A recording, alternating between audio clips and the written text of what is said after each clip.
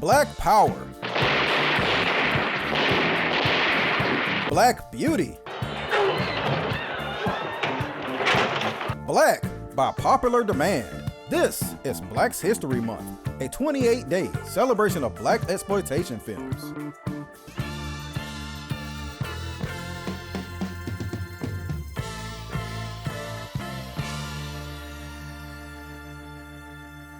I like to end Black's History Month every year with something great. The last movie for 2025 is a personal favorite of mine. That movie is 2019's Dolemite Is My Name. As the title suggests, it's about Dolemite, or rather, the making of Dolemite, and the rise of the man who made the character famous, the late Rudy Ray Moore. Dolemite Is My Name is essentially a biopic on the life of Moore in the later part of his life, right before he found fame as a comedian and a movie star. Like most movies that are based on a true story, it of course takes some liberties with some of the facts. But in the case of Dolemite Is My Name, it's fairly accurate. I would say about 85% so, which is great for a biopic. Dolemite Is My Name stars Eddie Murphy as Rudy Ray Moore. Murphy grew up a massive fan of Moore, and he and his late brother Charlie admitted to sneaking and listening to Moore's records as well as watching his movies. Murphy had been trying to get a Rudy Ray Moore movie off the ground as early as 2003, and luckily was able to talk extensively to Moore before he passed in 2008. It took a few years, but the film finally got off the ground, and I'm sure Murphy was beyond elated to get cast as the man himself. Now of course, Eddie Murphy looks nothing like or sounds anything like Rudy Ray Moore, but I'm here to tell you that it doesn't even matter. Eddie Murphy does such a great job capturing the essence of Moore that about halfway into the movie, you start to buy into the fact that Murphy is Moore. The two people become almost interchangeable thanks to the love and passion that Murphy put into playing the character. As I said earlier, the movie focuses on Moore's struggling days trying to break into the entertainment industry any way he can. His comedy isn't landing until one day he hears an old wino coming to the record store that he works at, yelling out rhymes about a guy named Dolemite. The real-life Moore readily admits to paying this homeless man to record his rhymes on tape, and the movie captures the moment pretty accurately, albeit the recording actually took place in an apartment rather than an abandoned building. From there, Moore started touring the country with his new Dolemite persona, at the same time creating and pressing his own comedy albums and selling them out the trunk of his car.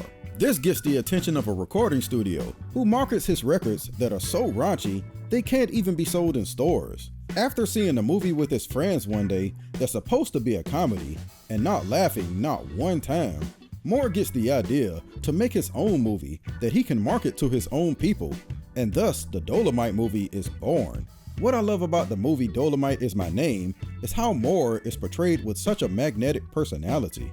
Everybody he comes in contact with can't help but match the energy that he gives off when talking about his dreams. Murphy plays the role so well and with so much enthusiasm that we as the audience find ourselves rooting for him to win, even though we already know how everything turns out. Even when people think he's crazy, they still go along with all the out-of-pocket stuff that he suggests, because in the end, they want to see him win too. Unfortunately, most of the principles that the characters are based on have passed away, but the movie still embodies them with great respect, despite not having a whole lot to work with. The cast is stacked also, featuring Keegan-Michael Key as Jerry Jones, the man who wrote Dolemite, Craig Robinson as Ben Taylor, the man who performed the theme song, Mike Epps as comedian and entertainer Jimmy Lynch, and Davina Joy Randolph in a career-defining performance as Lady Reed, a woman who was in nearly every Rudy Ray Moore movie, but whose life outside those movies are shrouded in mystery. The way these people come together to help Moore make this movie happen on a shoestring budget is really charming, and is what I always liked best about the movie. Perhaps one negative thing, however, is the portrayal of D'Urville Martin, played by Wesley Snipes.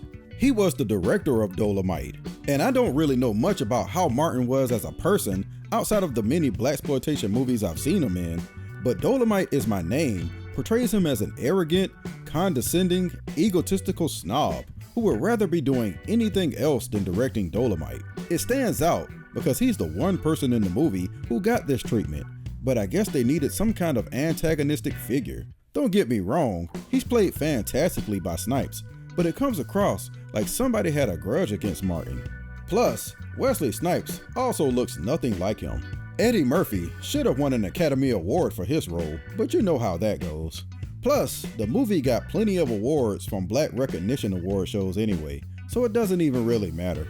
There are some small inconsistencies, like the sex scene that they filmed actually taking place in the movie The Human Tornado and not Dolemite, and some of the dialogue not lining up, but despite all that, it's still a heartwarming rags to riches tale about perseverance and never giving up on what you want out of life.